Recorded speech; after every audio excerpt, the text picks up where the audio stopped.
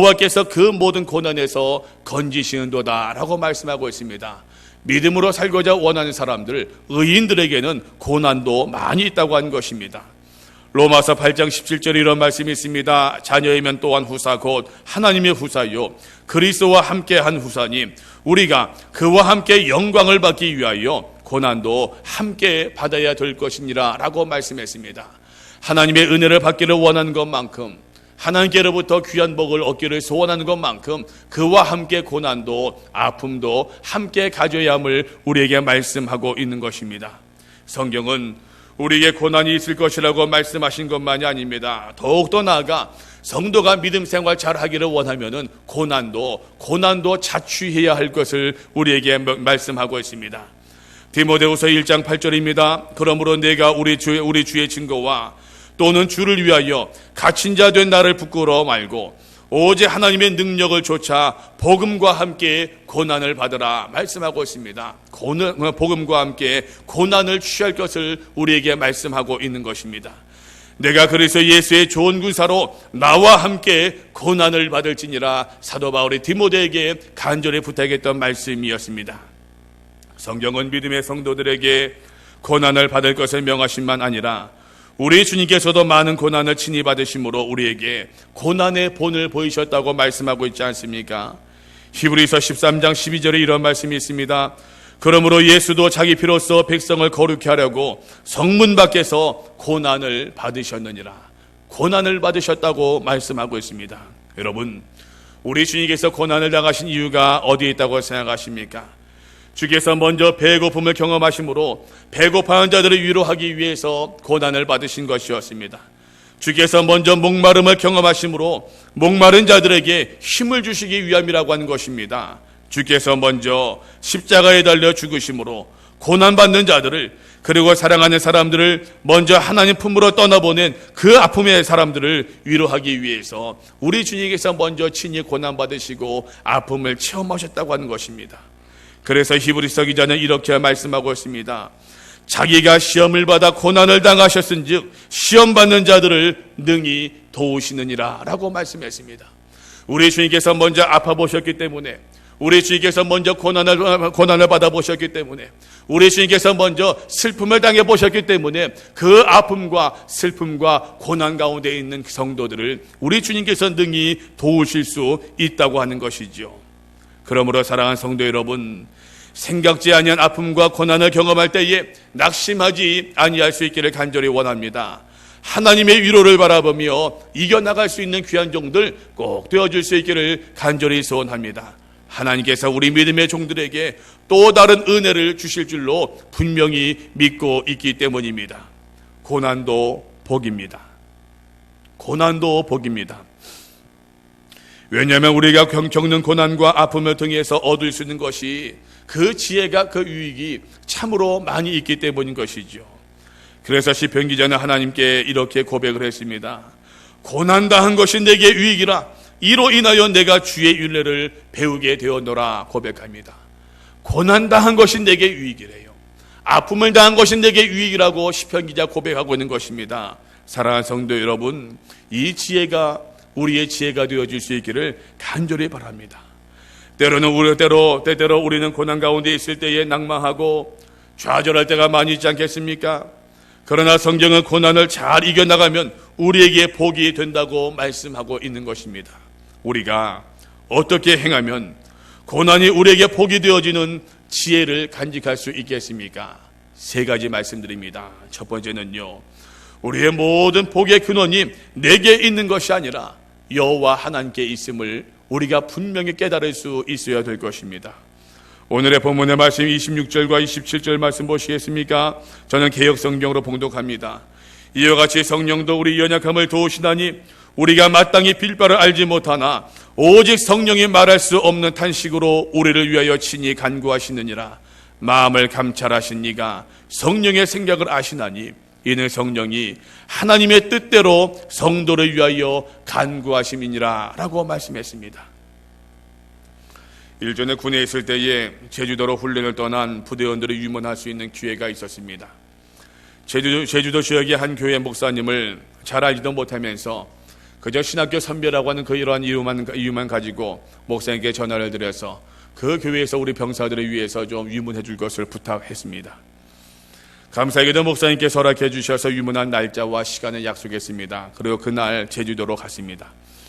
비행장에서 곧바로 그 교회를 행했습니다. 전혀 제도 지위를 알지 못하니까는 전화를 걸고 또 사람들을 묻고 물어서 교회가 있는 지역에 거반 다 온 것 같아서 다시 교회에 전화를 했습니다.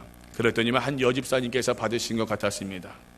말씀을 드렸죠. 지금 제가 있는 곳은 큰 나무가 있고 이정표는 지금 어디에 가는 곳이라고 써져 있습니다. 주유소가 있는데 지금 주유소 그 앞에서 제가 전화를 드리고 있습니다 라고 그 말씀을 드렸습니다. 그랬더니 그 집사님께서 하시는 말씀이 글쎄요, 그곳이 어딘지 전혀 알지 못하겠네요. 하여튼 우리 교회는 무슨 파출소가 있는데 그 파출소 뒤에 우리 교회가 있습니다. 그 파출소를 찾아오세요 라고 말씀을 하는 것이었습니다.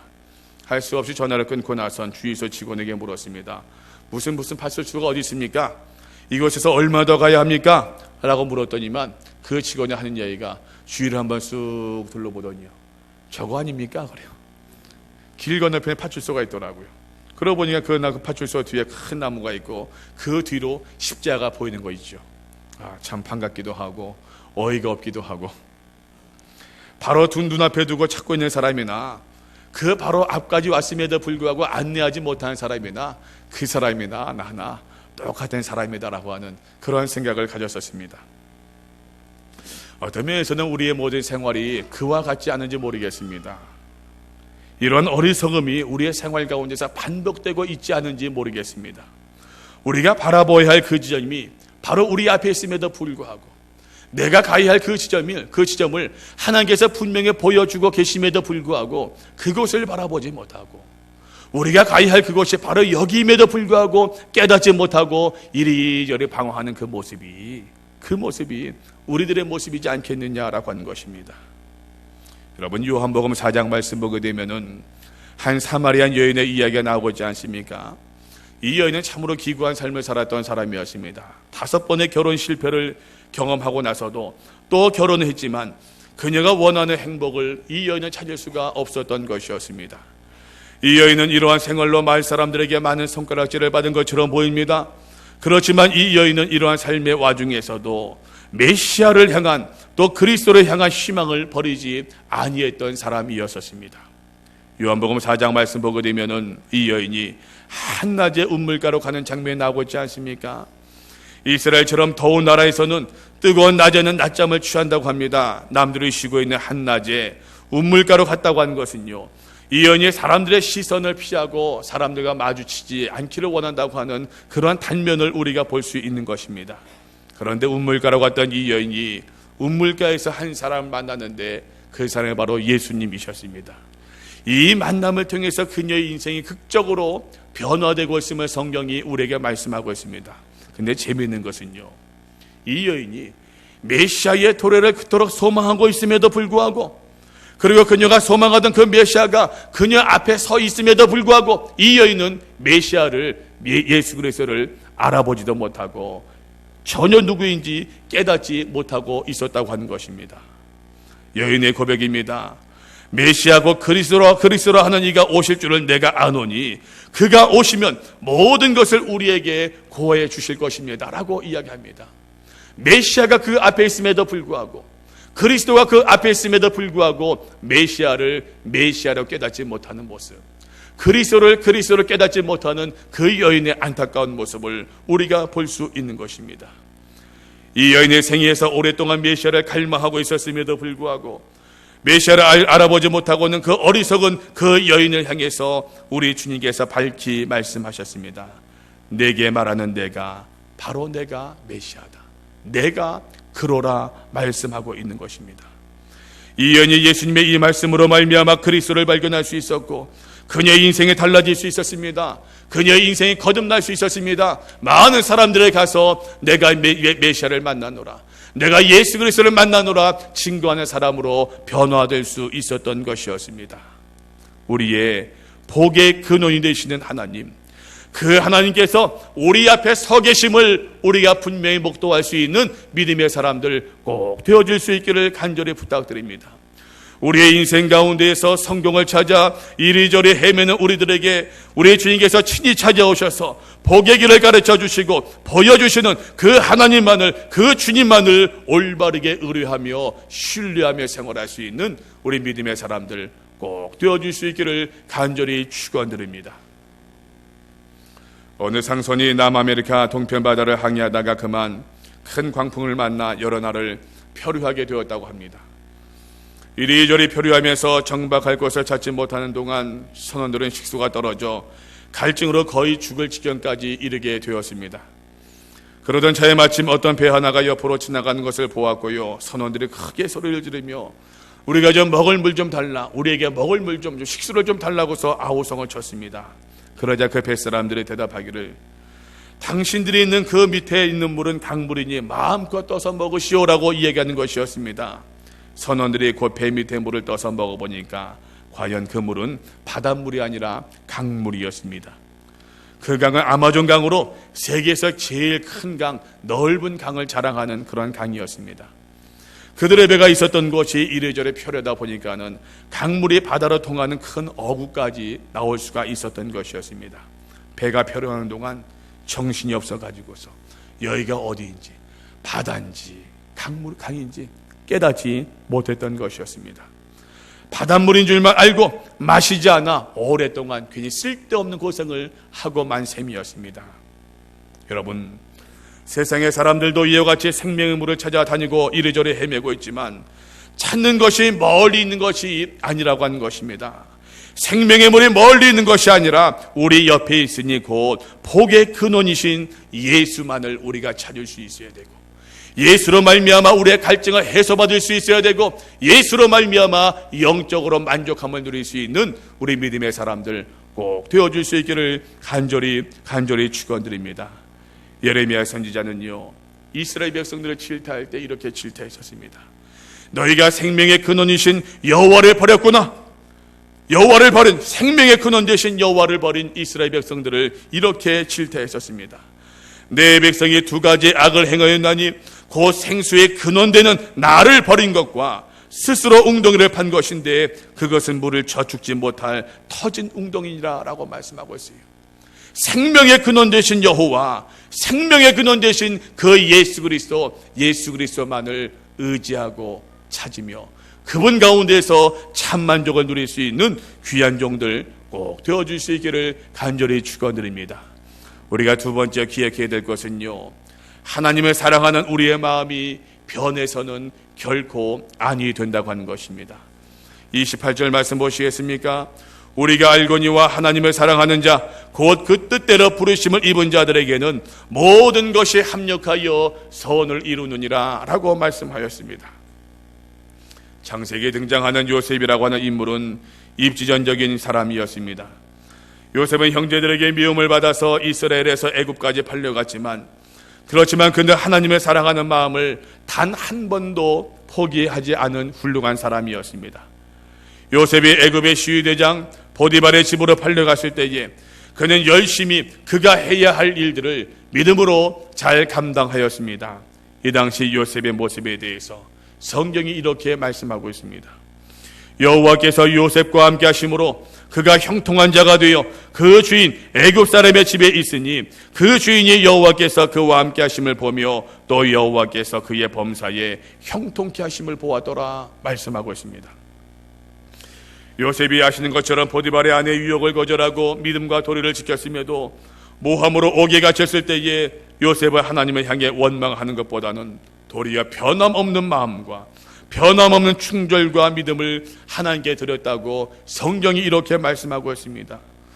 여호와께서 요셉과 함께 하시고 그에게 인자를 더하사 전옥에게 은혜를 받게 하셨더라 말씀하고 있습니다. 옥을 지키는 그 옥수한테서 옥을 지키는 그 사람에게 은혜를 얻을 수 있게 되었다고 하는 것입니다. 사랑하는 성도 여러분, 요셉이 고난 가운데 승리하며 큰 은혜와 큰 복을 받은 이유가 어디에 있었다고 생각하십니까? 억울함 가운데 있었지만 하나님의 사랑하는 마음을 잃어버리지 아니함으로 복을 받은 것이 아니었던가요? 분함과 원통함을 하나님께 호소할 수도 있었지만 하나님의 인도하심을 기억하며 하나님을 사랑하는 마음을 끝까지 잃어버리지 않았기 때문에 하나님의 복을 받은 것이 아니었겠습니까? 이것이 바로 하나님을 사랑하는 자, 곧 그 뜻대로 부르심을 입은 자들에게는 모든 것이 합력하여 선을 이루느니라라고 하는 말씀의 의미인 것입니다. 우리 인생 가운데 생각지 아니한 어려움과 고난을 겪은 분들이 계십니까? 어려움이 있어도 고난이 있어도 환난이 있어도 하나님만을 의뢰하며 하나님만을 사랑하며 하나님만을 신뢰하는 믿음을 잃어버리지 아니할 수 있는 우리 믿음의 성도들 꼭 되어줄 수 있기를 주의 이름으로 간절히 부탁드립니다. 그리하여 고난 가운데에서도 하나님을 사랑하였던 요셉에게 복을 주셨던 그 하나님께서 환난 가운데 하나님을 사랑하는 마음을 잃지 아니한 우리들에게도 하나님께서 복과 은혜를 허락하여 주실 줄로 분명히 믿습니다. 사람들은 이야기합니다. 하나님을 사랑하면 어려움을 당하지 말아야지. 왜 고난을 당하느냐라고 이야기합니다. 그러나 여러분, 성경은 반대로 말씀하고 있답니다. 하나님께서 우리를 사랑하시니까 우리에게 고난을 주신다고 말씀하고 있는 것입니다. 자녀이면 또한 후사 곧 하나님의 후사요 그리스도와 함께한 후사니 우리가 그와 함께 영광을 받기 위하여 고난도 함께 받아야 될지니라. 영광을 얻기 위해서 고난도 받아야 된다고 하는 것입니다. 그러므로 우리에게 필요한 것은요, 고난과 아픔을 우리의 성숙과 성장을 위한 양분으로 삼는 그 믿음의 마음이라고 이야기할 수 있을 것입니다. 우리에게 중요한 것은 마음이라고 하는 것입니다. 하나님을 사랑하는 우리의 마음이 그 어떠한 순간에도 그 어떠한 여건에도 결코 변화받아서는 아니 된다고 하는 것입니다. 하나님을 사랑하는 우리들의 마음이 변하지 아니할 때에 하나님의 뜻과 의도와 그 마음들을 우리가 헤아릴 수 있을 것입니다. 하나님의 사랑하는 우리들의 마음이 변하지 아니할 때에 우리에게 아픔이 있다고 할지라도 주의 도우심으로 말미암아 능히 이기고 견디어 나갈 수 있는 힘을 우리가 얻을 수 있을 것이기 때문인 것입니다. 사랑하는 성도 여러분, 아픔의 자리에서 낙심하지 아니할 수 있기를 바랍니다. 하나님을 향해서 그 어떠한 한마디의 원망이거나 이웃을 향하여서도 불평하지 아니할 수 있기를 간절히 부탁드립니다. 그리스도와 함께 고난을 능히 받음으로 고난을 통해서 우리들에게 허락해 주시는 하나님의 큰 인도하심을 체험할 수 있는 우리 믿음의 사람들 꼭 되어줄 수 있기를 주의 이름으로 축원드립니다. 세 번째 우리가 기억해야 될 것은요, 우리 믿음의 성도들이 하나님을 사랑하는 마음을 잃어버리지 아니하였을 때에, 하나님을 사랑하는 마음을 우리가 잃지 아니할 때에 모든 것이 합력하여 우리에게 선이 되어진다고 하는 것입니다. 요한복음 11장 말씀 보게 되면은 죽은 나사로의 이야기가 나오는 것을 볼 수 있습니다. 나사로가 병으로 인하여 거의 죽게 되었을 때에 사람들이 예수께 나와 이렇게 말을 했습니다. 선생님, 주여 보시옵소서. 사랑하시는 자가 병들었나이다. 여러분요, 이 말씀에는요, 우리들의 상식과 배치되는 그러한 의미가 있는 그러한 말씀이 숨겨져 있습니다. 우리들의 생각으로 예수님의 사랑을 받는 사람이 왜 병이 들어야 합니까? 하나님께로부터 사랑받는 사람이 왜 병이 들어야 됩니까? 하나님께 은혜를 입은 사람이 왜 병이 들어야 됩니까? 하나님의 은혜를 입었으니까 들었던 병도 나아야 되는 거 아닙니까? 하나님께서 나를 사랑하시니까 우리의 모든 중한 병도 우리가 고침을 받아야 되는 것이 우리들의 상식이요, 우리들의 기대이지 않겠습니까? 근데 오늘 말씀 보니까 요한복음 11장 3절에서요, 주여 보시옵소서. 사랑하시는 자가 병들었대요. 주께서 당신이 사랑하시는 자가 병들어 거의 죽게 되었나이다. 주여 얼른 오시옵소서. 주여 당신이 사랑하신 자가 병들었나이다. 이 말씀은요, 하나님이 사랑하시기 때문에 병이 들었다고 하는 것입니다. 주님께서 사랑하시기 때문에 병을 주셨다고 하는 의미가 숨겨져 있는 것입니다. 그 이유가 무엇이라고 생각하십니까? 어떠한 집사님의 간증이었습니다. 일전에 운동을 하다가 다리가 부러져서 오랫동안 병원에 누워있게 되었습니다. 근데 그분이 간증하시면서 그것이 도리어 생각하니까 하나님의 큰 은혜였다고 하는 것이에요. 당신은 재수가 없어서 부러졌다고 생각했었다고 합니다. 그러나 돌이켜 생각해 보니까 그 병실에 있는 가운데에서 아내의 사랑을 다시 한번 절실히 깨달았대요. 너무 바쁜 나머지 아이들의 응석도, 아이들의 사랑도, 아이들의 자람도 지켜보지 못했었는데 바쁜 생활 그 모든 걸 두려워하고 아빠의 중요성도 알게 되고요, 역할의 중요성도 알게 되고 아이들의 고귀한 아이들의 사랑의 그 모습이 얼마나 귀하고 소중한지를 그 병실, 그 아픔의 자리에서 처절하게 깨달았다고 하는 것입니다. 고난 가운데 있었지만 하나님의 사랑하는 마음을 잃어버리지 아니함을 통해서 하나님의 사랑하는 마음을 끝까지 간직하였더니 그 아픔도 그 고난도 합력하여 내게 선이 되어노라 고백했던 것이었지요. 일본에서 있었던 일이라고 이야기합니다. 조그만 어촌에서 사람들이 반농반어를 하면서 생계를 잇는 가난한 어촌이었다고 합니다. 오랫동안 기상이 좋지 않아서 출하를 하지 못해 많은 어려움이 이만저만이 아니었습니다. 모처럼 구름이 거치자 모든 남정네들은 서둘러 출항 준비를 하고 바다로 나갔습니다. 그런데 얼마 지나지 않아 구름이 하늘을 덮으며 강한 바람이 불기 시작했습니다.